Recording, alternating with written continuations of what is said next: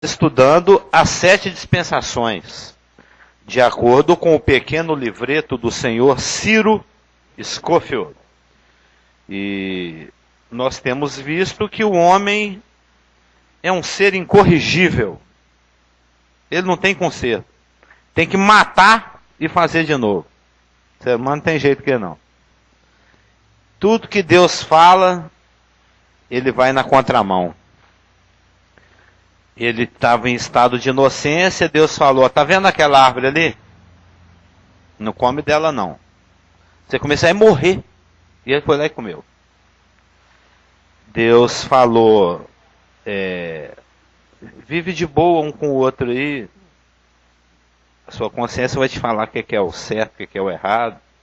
Aí você faz o certo e não faz o errado. Beleza. Os homens então agora já estão sabendo. A consciência deles vai avisar o que é certo e vai avisar o que é errado. E eles vão fazer o que é certo e não vão fazer o que é errado. Aí Deus deu uma olhadinha lá embaixo. Gênesis 6:5, viu o Senhor que a maldade do homem se havia multiplicado na terra, e que era continuamente mal todo o desígnio do seu coração. Gênesis 6:5. O hebraico aqui ele é até bem forte. Ele é meio que enfático e reincidente, ou seja, bom dia, senhor José Amâncio. Ele tem uma voz de locutor. Senhor. Então, o saber, o dever não foi suficiente. E o homem fracassou dentro daquele período em que Deus permitiu que a sua consciência o autogovernasse. E ainda que a partir da saída da arca de Noé, seus 3 filhos, suas 3 noras, ainda que a partir desse fato, Deus tem, desse episódio, desse tempo, dessa época, da saída da arca, Deus tenha permitido, porque antes não existia homens dotados de autoridades sobre outros homens. Antes, a única forma de hierarquia, entre aspas, que existia, era a questão da submissão da mulher ao homem, e do homem representando o casal a Deus.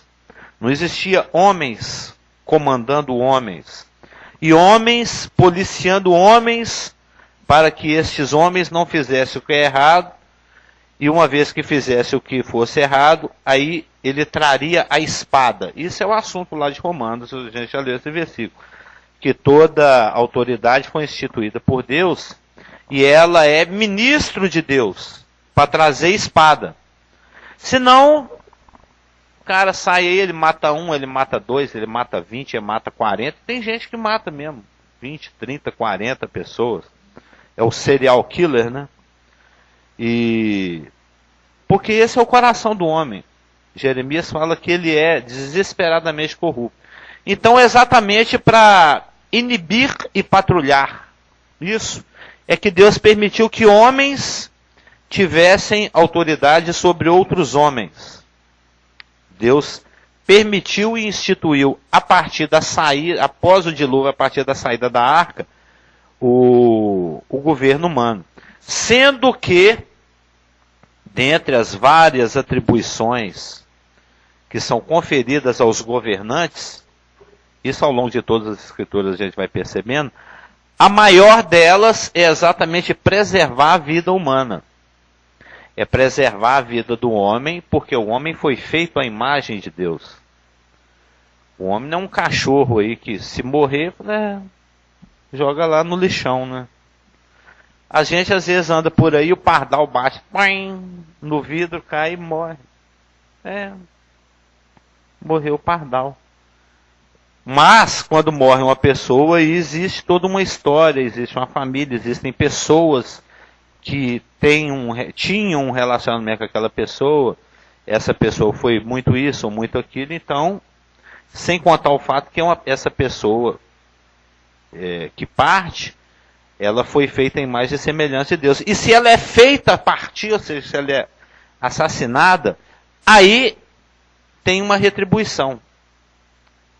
Isso é característico de todos os governos humanos, inclusive dentro da lei, que nós vamos chegar nela, que é a lei que rege o governo teocrático, que rege a lei, a nação de Israel. Um dos 10 mandamentos está lá, óbvio, né? Não matarás. Oi. Não, a guerra já é outra história.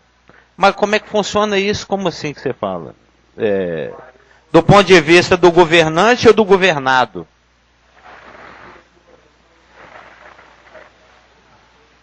Faça favor. É que eu pensei que você ia fazer um comentário breve, aí já está esticando, e senão fica só aquele zoom. Eu estou perguntando o seguinte, você está falando que a morte tem retribuição.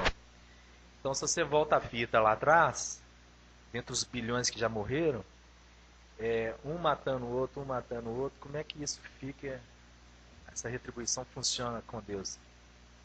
O cara que é do exército, o cara que foi bárbaro, o cara que... Do ponto de vista do governante ou do governado? De quem está mandando ou de quem está indo? Como isso funciona em termos de sentença? Porque a situação morte, alguém está sendo usado para matar. Sim. Né? Eu estou sendo o instrumento que matou. Eu lá dei um tiro. Estou lá na guerra, matei e tal. Aí você volta a fita lá e os bilhões que já mataram, que já morreram. Como é que isso funciona na cabeça de Deus para nós? Assim? A questão de você tirar a vida de uma pessoa. Não. Seja você um governado ou... Na cabeça de Deus... Obedecendo ordem. A cabeça de Deus, o que Deus pensa, está expresso aqui. Em Gênesis 9, de 4 a 6. Certamente requererei o vosso sangue, o sangue da vossa vida. Da mão do homem, do próximo de cada um requererei a vida do homem. Se alguém derramar o sangue do homem, pelo homem se derramará o seu. Isso é a cabeça de Deus, é como ele pensa. E ele permitiu o governo humano para que o governante humano, usando de sua autoridade, não permitisse que, ou inibisse que isso acontecesse. Oi?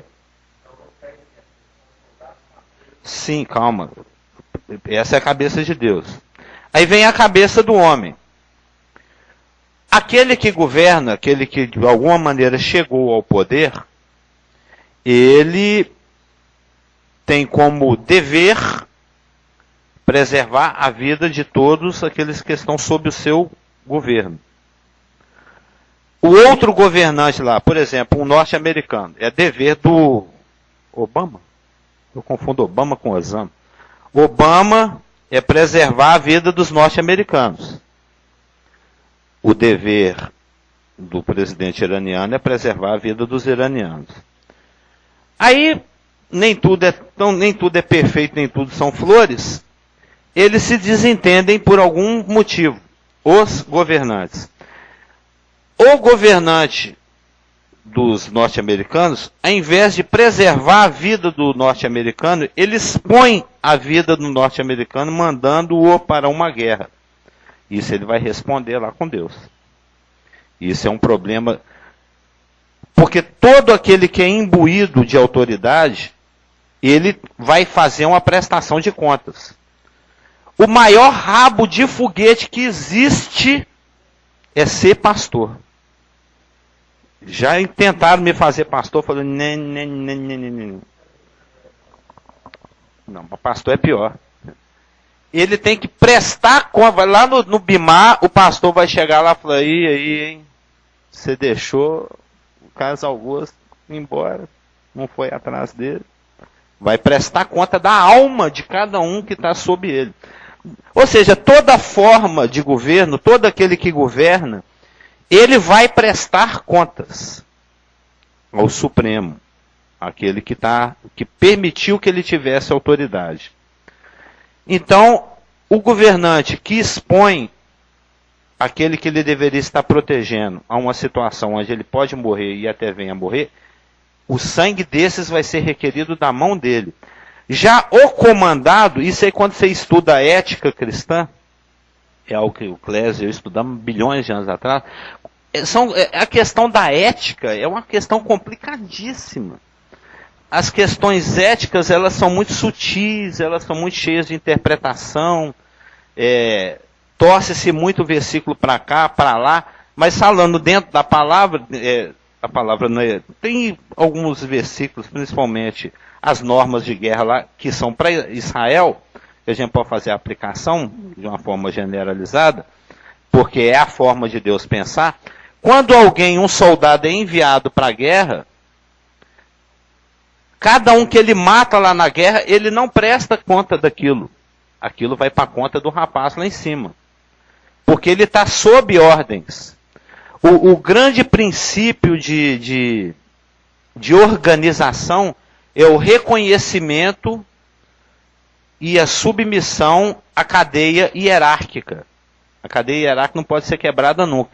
Jesus mesmo, quando ele teve um centurião romano que se aproximou de Jesus, falou, olha, eu tenho um servo, um escravo, mas ele é como se fosse um filho para mim.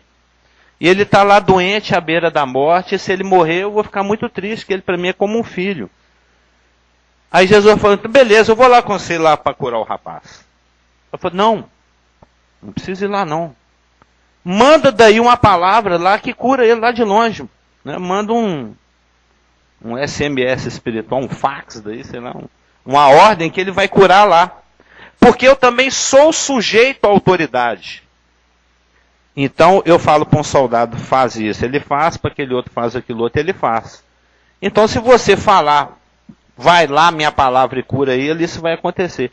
Mas engraçado é que o interessante no texto é que ele não falou assim, porque eu também tenho autoridade.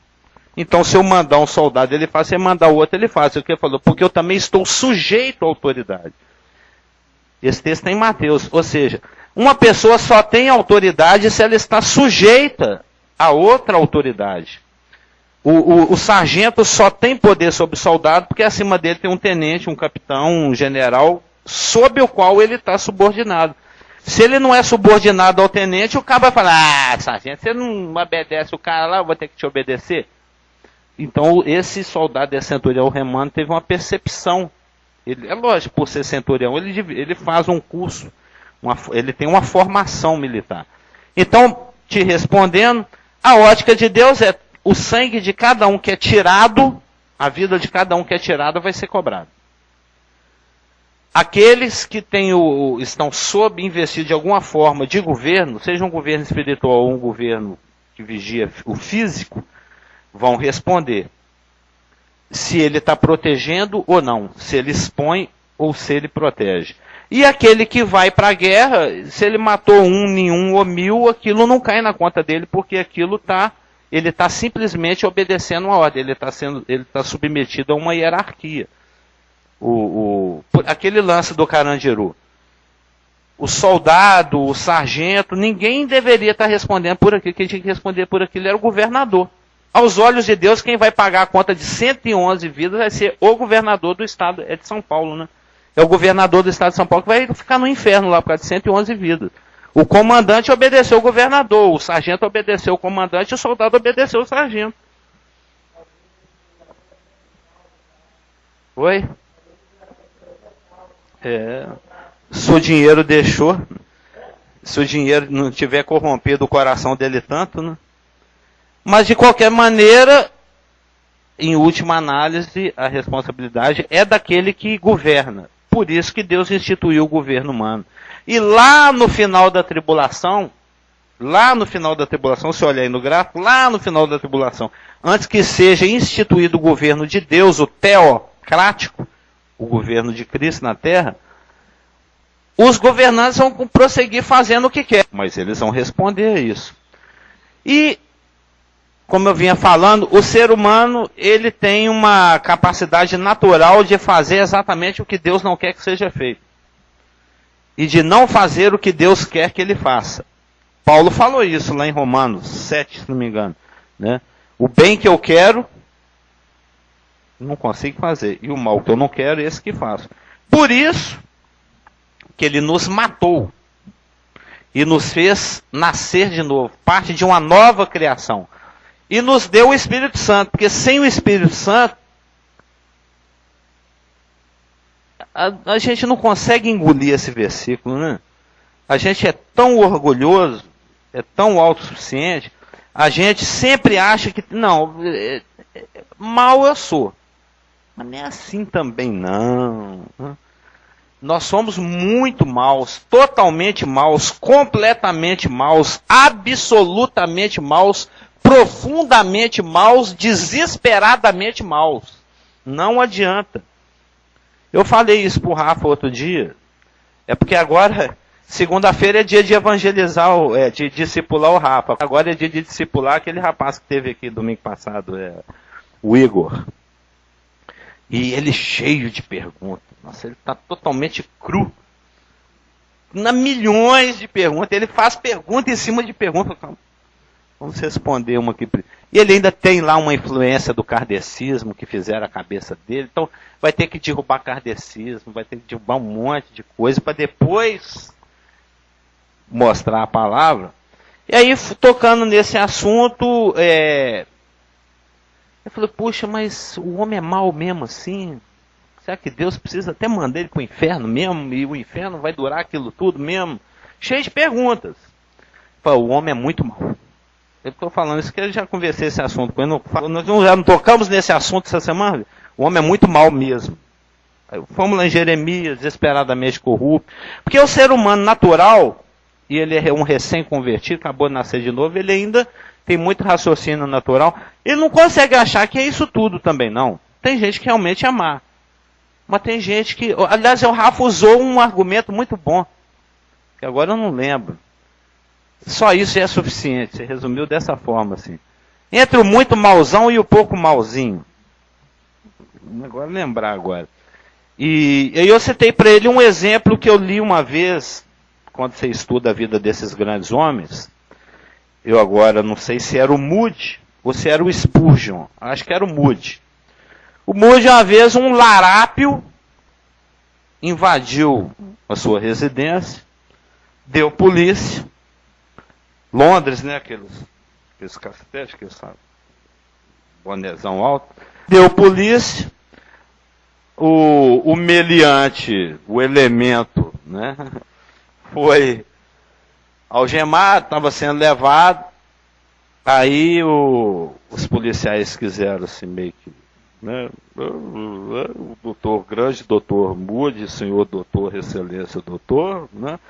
Aí tão íntegro, tão impávido, né? Tão moral, tão honesto, tão bacana, tendo a sua casa invadida por esse, né? Safado, esse degenerado, não presta. O Moody falou, olha, você está enganado, autoridade. A diferença entre ele e eu é nada. É nenhuma, é zero. A única diferença é que eu me arrependi dos meus pecados e ele ainda não. Mas aos olhos de Deus, porque aos olhos dos homens, o Moody tinha um ícone de moralidade e o outro um safado, um ladrão. O amor falou, não, a diferença entre ele é zero, é nenhuma. Se bobear, eu sou pior do que ele. Mas o Moody era extremamente evangelista. Já ouviu falar do Moody? A diferença entre eu e ele é zero. Aliás, entre nós todos aqui, a nossa natureza nos iguala. Nós temos uma natureza, que é o assunto lá com o Igor, nós temos uma natureza pecaminosa que nos leva na contramão de Deus. Uns manifestam em maior grau, outros em menor grau. Infelizmente, talvez eu não tenha tido condições de estar na situação que eu tenho. Mas ele poderia ser eu e eu a ele. Não tem diferença nenhuma. Então, o homem tem esse coração rebelde, esse coração que já falhou na inocência, que tem falhado na consciência, e assim que Deus instituiu o governo humano, o homem usou da autoridade, da permissão de Deus para governar outros homens. Aí surgiu um rapaz, cujo nome significa rebelde, que foi o Nimrod. Esse Nimrod, que era da descendência de Cã, ele simplesmente falou, não, eu vou fazer meu nome ficar famoso, vou usar dessa autoridade que Deus agora permite de governar outros homens para governar para mim, não de governar para Deus. E ele, a famosa, a celebérrima, né, começou a construir a celebérrima Torre de Babel. Um ícone da desobediência e da rebelião humana, na contramão de Deus, como sempre. Deus falou, esparrama e enche a terra, vamos ficar juntos aqui e ser famoso. Ou seja, ele foi na contramão da revelação de Deus. Lembra? A dispensação é aquele período durante o qual está na sua obediência àquilo que Deus revela. E Deus nessa época havia revelado, olha, eu quero que vocês se esparramem, se multipliquem e encham a terra. Falando, nós vamos juntar, ficar por aqui mesmo e vamos subir. Nós não vamos esparramar não, nós vamos subir, nós vamos te derrubar daí. Era assim como Satanás, ele era um dos primeiros anticristos, né? Existem anticristos e existe o anticristo final escatológico. Então, diante dessa situação, eu até li num livro ontem, do Constance, né? Tem um livreto aí que eu estou lendo lá no meu Kindle, que eu ganhei da Raquel. Os homens, depois que Deus confundiu as línguas deles em Babel, eles começaram a se espalhar. Os jafetitas, né, cujo nome significa expansão, né, o justo que se expande, ele começou a se esparramar pelo mundo inteiro. Os camitas também. Os camitas começaram a descer aqui para o sudoeste e para leste. Os jafetitas para o norte e para o noroeste. Os semitas não se espalharam muito não. Eles ficaram mais ou menos ali na região da Mesopotâmia, na região da Arábia, na região da Palestina. Ficaram por ali. Os povos semitas, Elão, está aqui em Gênesis 10, 22. Assur, né? Aquela turminha, Assur, Assir, Elão, os elamitas, né?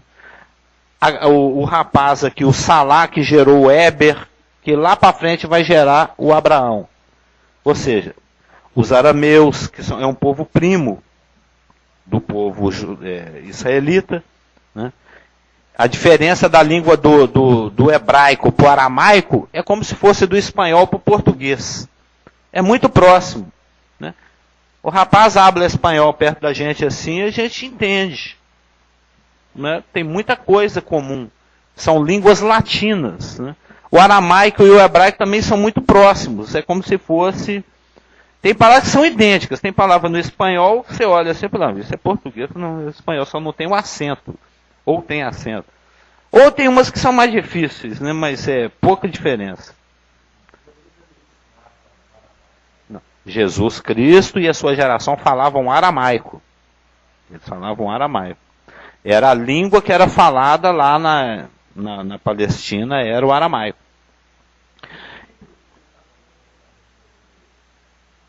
Porque essa era a língua de usos loquende, que fala, né? De uso habitual. E o grego era a língua de uso escrita.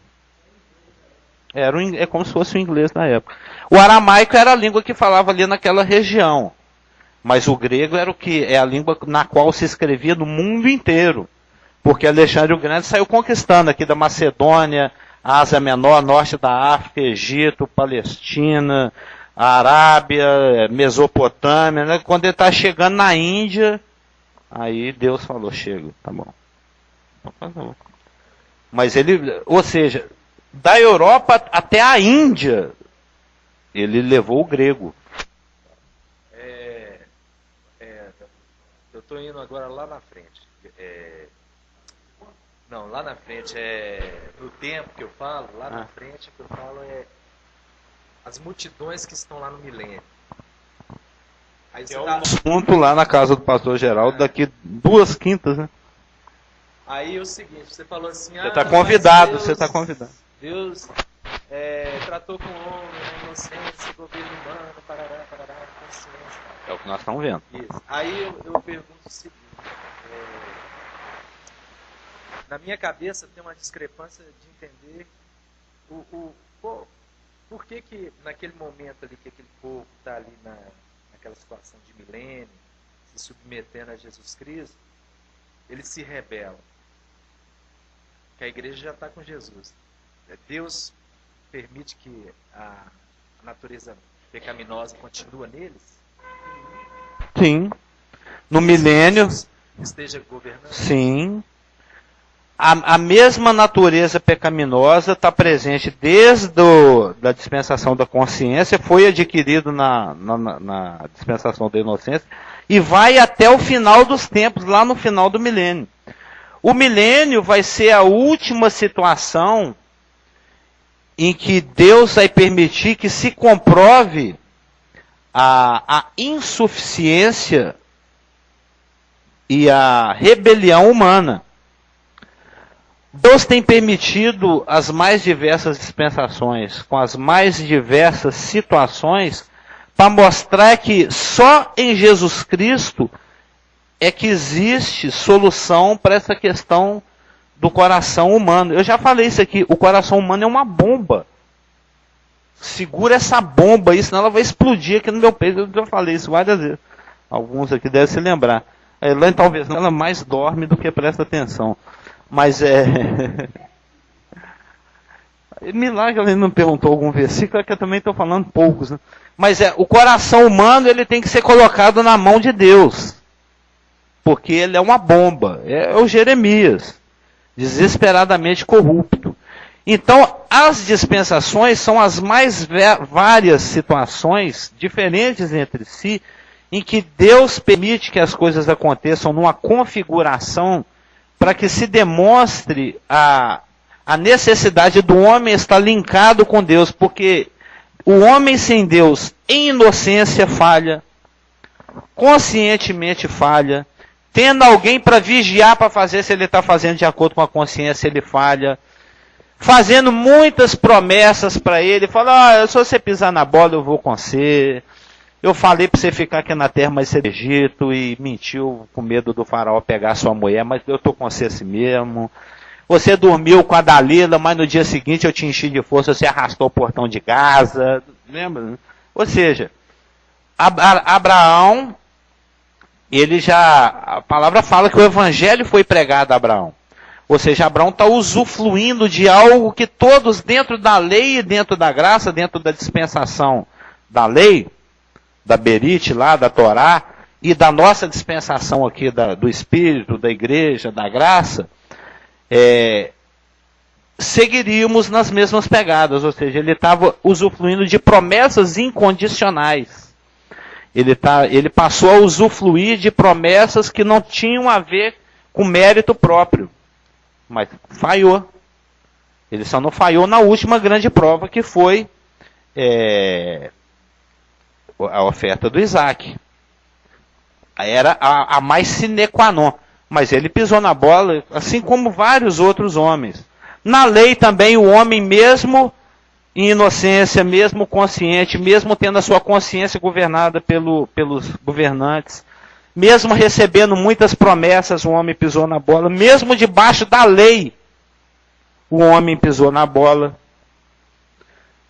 A lei, que está lá em Êxodo 20, Moisés falou, olha, eu vou ali e volto. Deus quer fazer de vocês, está lá em Gênesis 19. Deus quer fazer de vocês um povo diferente de todos os povos. Êxodo, eu falei o quê? É porque eu estou aberto em Gênesis aqui. É porque o meu assunto vai ser em Gênesis, só que isso é o prolegômeno, né? Aquela breve resumo que antecede. Mas também já está dentro do assunto, que o próximo assunto é Êxodo, que é tudo muito linkado. Deus falou, olha, eu vou fazer de você uma nação santa. Falando para os 6 milhões de judeus que estavam ao pé do Sinai, né? Eu vou fazer de vocês uma nação santa, um povo de propriedade exclusiva meu. Mas tem certas coisas que são necessárias que vocês adotem no seu comportamento. É igual o marido que casa, ó. Pra ser minha mulher, Eu não quero saber de você de fofoca com a vizinha. Eu não vou casar com você, não. Você de fofoca, não pode usar batom, não pode usar esmalte. Ou seja, Deus falou, você, lembra que Deus é brasileiro, mineiro? Você é minha mulher. Israel é a esposa de Jeová, do Senhor. Você é minha mulher. Então tem uns negocinhos aqui que eu quero que você segue. Aí essa lá assim, tudo que o Senhor disser, faremos. Então beleza. Então eu vou lá buscar o tudo que o Senhor tem para dizer. Eu vou ali buscar o tudo que... Israel é a esposa de Jeová, você já deve ter visto isso. Então eu vou ali buscar o tudo que Deus tem para dizer para vocês. Mineiro, né? Para vocês. Moisés era mineiro também.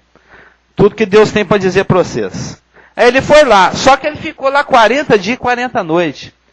E o ser humano, além dele ser incompetente e rebelde, ele é impaciente também. Todos nós somos. Pô, já tem meio segundo que abriu esse sinal aí. Ué, anda. Não é? A gente, além de incompetente e de rebelde, nós somos impacientes. E Deus sabe tratar com isso, né? Isso é universal. Uns manifestam mais, outros menos. Tem aquele rapaz que é calminho, mas o dia que ele estoura também, você sai de pé. O André, meu filho, ele é hiper calmo, ele é de uma calma e de uma paciência irritante. Mas ele estoura às vezes também. Ontem ele deu a história assim, até vermelho. Aí ele até xinga, porque ele não tem nem costume de xingar, né? Ele até xinga. É raríssimo. Mas estoura. Ninguém não tem que... O Cliff deve estourar de vez em quando, porque o Cliff também a gente olha para ele. O Cliff... não, quem mais sabe dessas coisas, quem mais sabe do caso é a Cida, de mim, a Lulu, e por aí vai, né?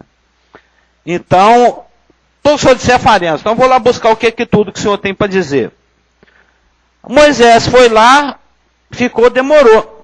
Aí o povo falou para o Arão, que era o porta-voz do Moisés, né, o primeiro-ministro de Moisés, o Deus de Moisés, de acordo com Êxodo, e falou assim, ué, esse Moisés aí, nós não sabemos o que foi dele não.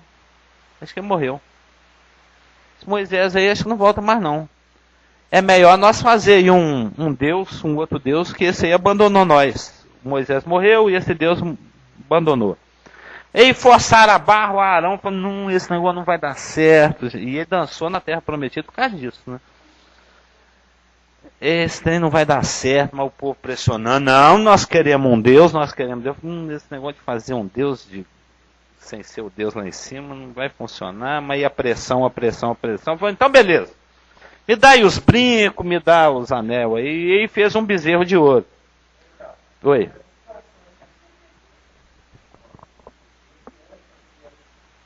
Ele é quem? O Arão? Não, o Arão... Não, ele falou, não vou fazer não, pronto, acabou. Enquanto Moisés não voltar...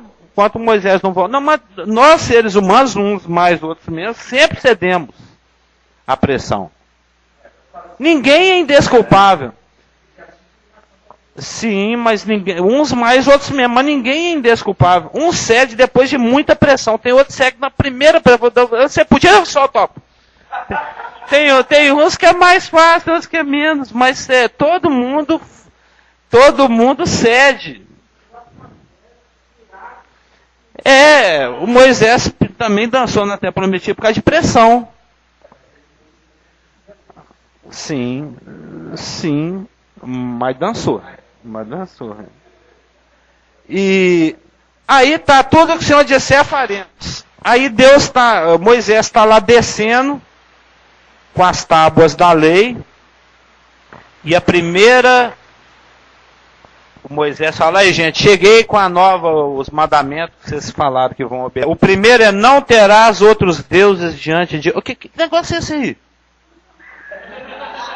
Vou ler o primeiro mandamento. Não terás outros deuses diante de... Que bezerro dourado é esse aí, gente? Nem inaugurou, já transgrediu o primeiro. Já está com outro Deus diante de mim, já estreou vaiando. Isso tudo eu estou falando porque o homem é incompetente, rebelde e impaciente em todas as situações. Inocência no seu autogoverno, pela consciência, governado por outros homens, sob promessa, sob a lei. Ninguém cumpre a lei. Você pode cumprir 611, 610, 612 mandamentos, mas 613 não. E se você falhar em um, você falhou em todos.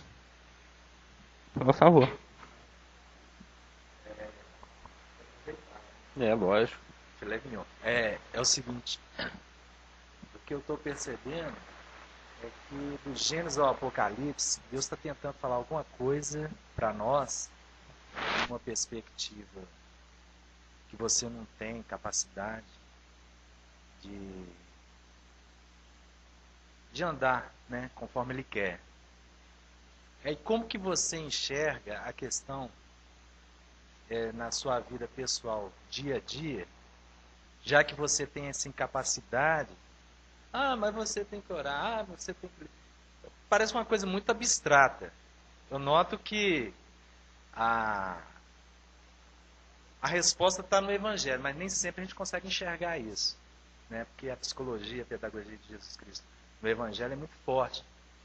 Mas eu estou notando o seguinte, de tudo que Deus está fazendo, seja inocência, governo humano, consciência, aquela coisa toda, e vai até lá no Apocalipse no final, o que uma vez, sei lá, na casa do pastor, você fala assim, Carlos, isso é extremamente amor de Deus, até a grande tribulação, você lembra? Então eu falo assim, às vezes você fica tipo os discípulos, então quem vai se salvar, né? Você entendeu? Porque do jeito que você está falando aí, eu vou falar na burrice, né? É impossível, cara, você viver aqui no planeta. Não. É impossível mesmo. Não, porque Jesus fala, se você crer, o reino está dentro de você. Né? Eu estou morando dentro de você. Mas aí você fala assim, cara, ele nem chegou ao bezerrão lá, dourado. Aí o que eu quero falar é o seguinte, com a gente acontece a mesma coisa, acho que todo dia, toda Sim. hora. Aí como é que funciona na sua cabeça isso aí? Que é um versículo que eu ia citar, agoniamento, que eu não citei, sem mim nada podeis fazer. Você vai fazer um comentário que até ajuda na resposta. É engraçado porque... Oi?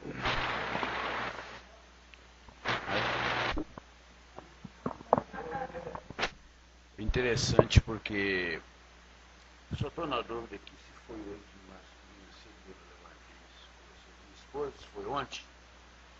Ontem? Não sei se foi ontem, se foi hoje de manhã. Acho que foi ontem.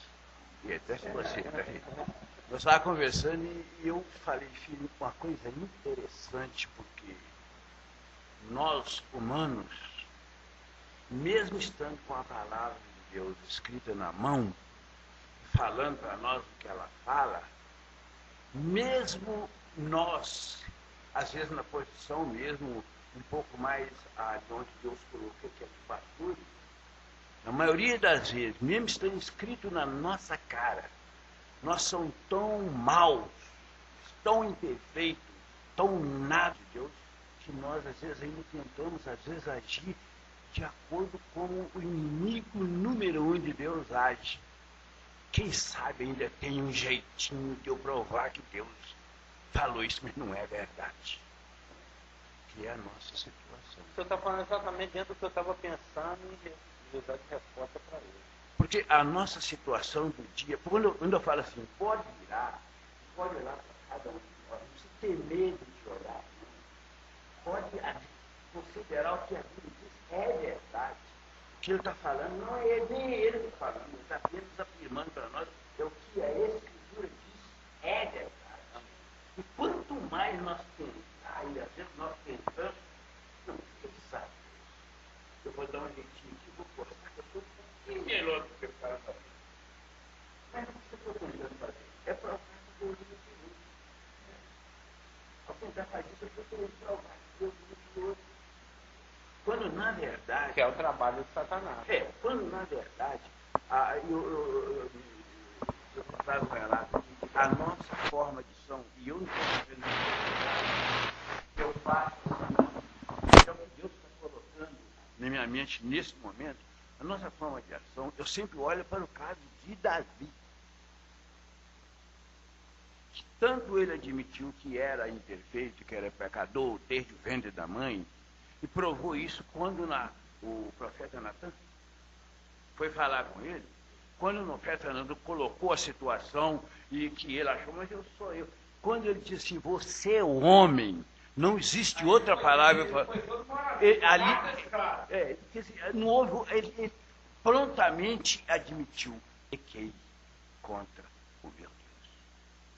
Essa é a nossa situação. Tem outra situação.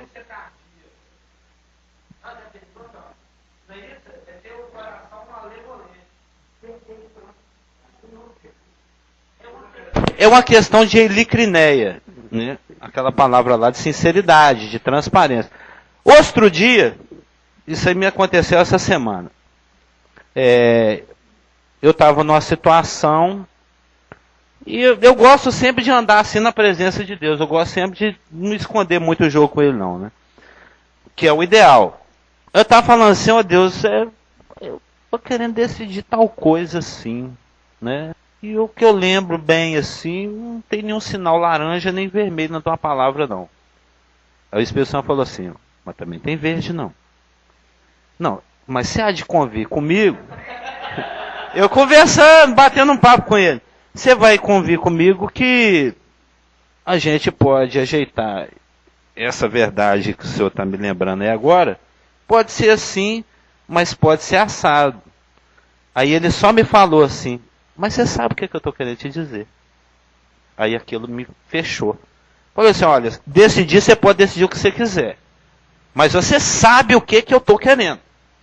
Aí é com você agora. Se você me ama, você vai. Se você não me ama, ame-se. Faz o que você quer. Depois a gente vê como é que fica. Eu sei o que vai dar. Vai dar aquela coisa mal cheirosa. Mas eu vou estar lá com você também. Não esquenta não.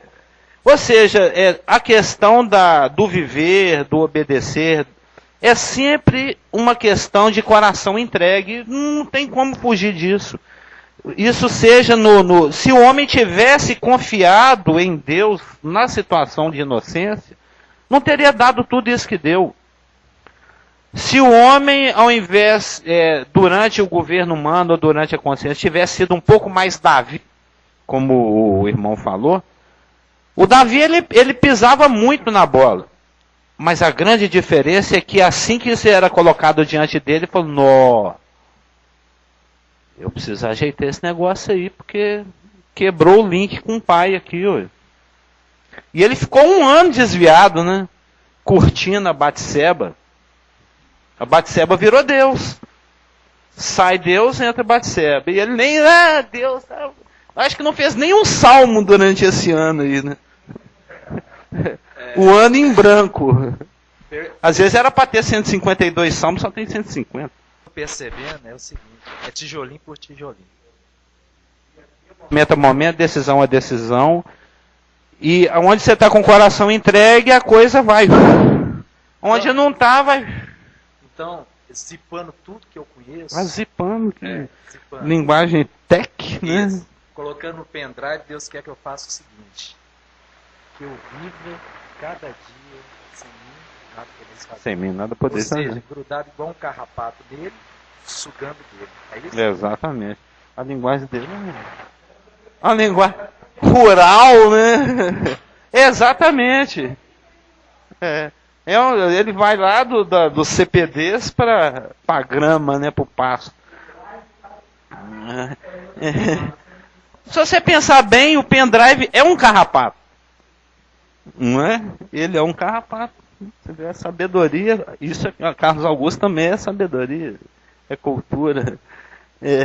Mas então, Deus viu a rebelião do homem, das nações. Aí ele chamou Abraão. Eu falei isso aqui semana passada. Soberanamente. Porque ele quis. Não é porque o Abraão era ruivo, bonitinho, tinha olho azul, ele era bacana.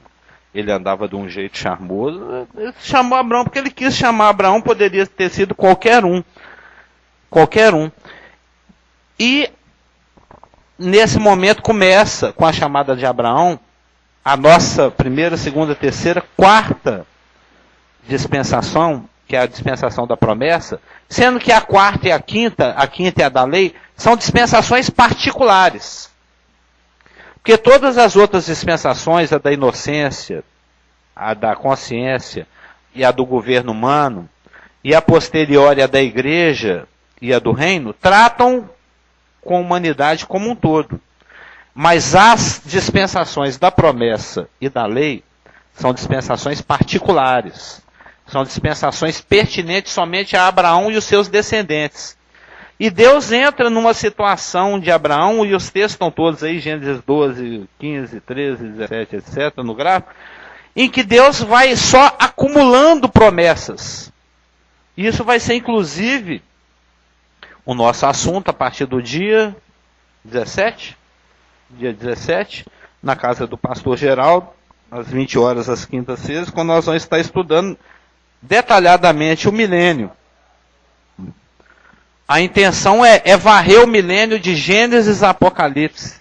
Tudo quanto for possível. E isso implica nas promessas feitas a Abraão. O milênio, ao final das contas, é um período no qual todas as promessas de Deus que estão pendentes com Abraão, com Davi, com a nação de Israel, com os apóstolos, com a igreja, com os crentes da tribulação e etc., vão se cumprir.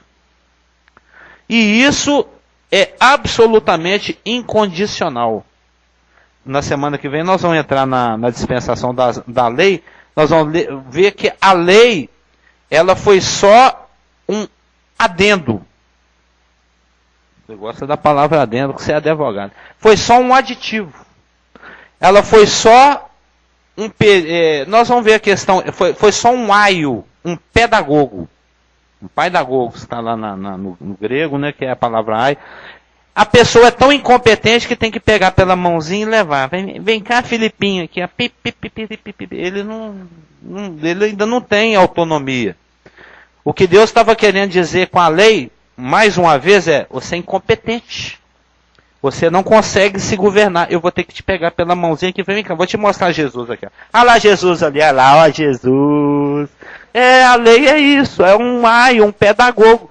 Ela conduzia Israel a Cristo. 613 mandamentos, não consigo cumprir, Deus. Aí a lei fala, lá, tem Jesus ali, ó. Olha lá Jesus. Aí pronto, aí você vai lá, abraça Jesus, fala, eu cumpro por você, toma minha justiça, me dá seu pecado aí, me dá sua morte, aí fica com a minha vida. É isso aí. Amém? Vamos encerrar?